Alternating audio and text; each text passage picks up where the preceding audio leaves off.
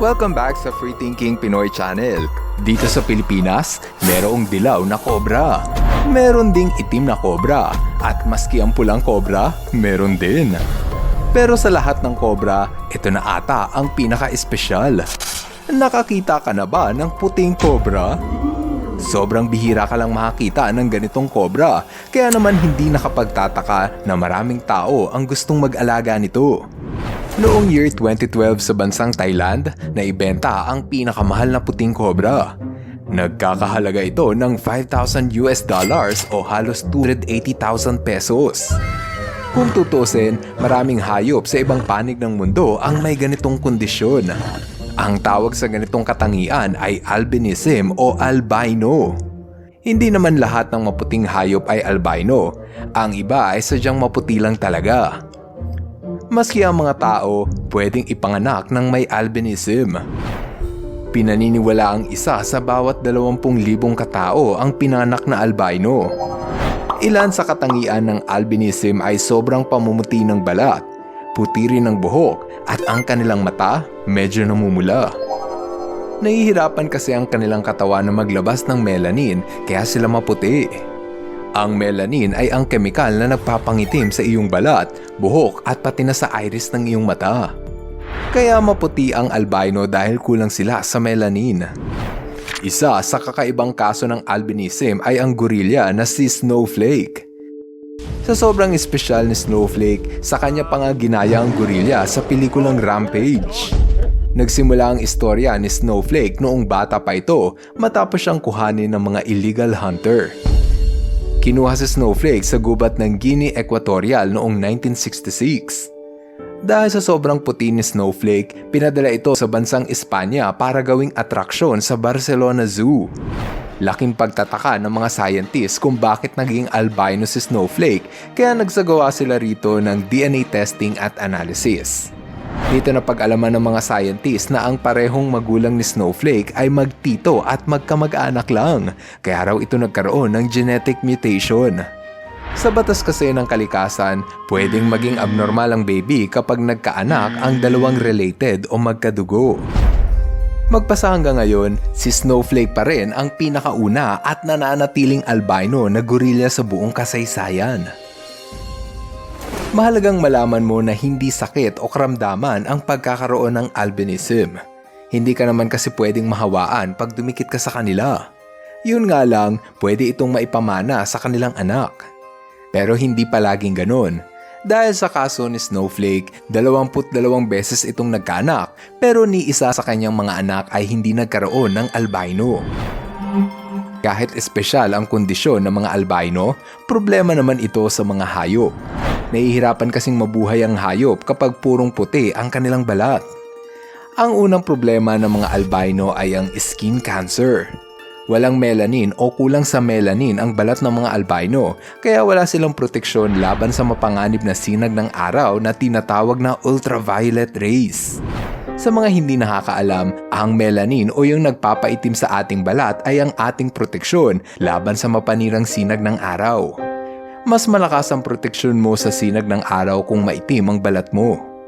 Kapag walang melanin ang iyong balat, pwede kang magkaroon ng skin cancer mula sa araw. Ito ang naging sanhi sa pagkamatay ni Snowflake noong 2003 sa sakit na skin cancer. Ang pangalawang problema ng mga albino animals ay nahihirapan silang makapagtago. Gaya ng usa na ito, paano siya makapagtatago sa mga kalaban kung madali siyang makita sa maputi niyang balat? Ganon din sa mga predator. Paano makapanghuhuli ng biktima ang mga predator kung nahihirapan silang mag-camouflage? Gaya ng buhaya na ito na hindi makapagtatago sa ilog kung angat na angat ang kanyang kulay. Dahil sa kanilang kulay, maikli lang ang buhay ng mga albino sa wild. Pangatlong problema nila ay mahina ang kanilang paningin. Ang mata kasi ng mga albino ay medyo mapula, kaya nahihirapan itong tumingin sa tuwing maliwanag at maaraw ang paligid. Dahil dyan, nahihirapan ng mga albino na umiwas sa peligro dahil hindi malinaw ang kanilang mata. Pang-apat nilang problema ay hindi sila tinatanggap sa kanilang grupo. Katulad nito ang mga ibon. Kapag ang ibon ay namumukod tanging kulay puti, Hindi na sila tinatanggap sa grupo dahil kakaiba ang kanilang kulay.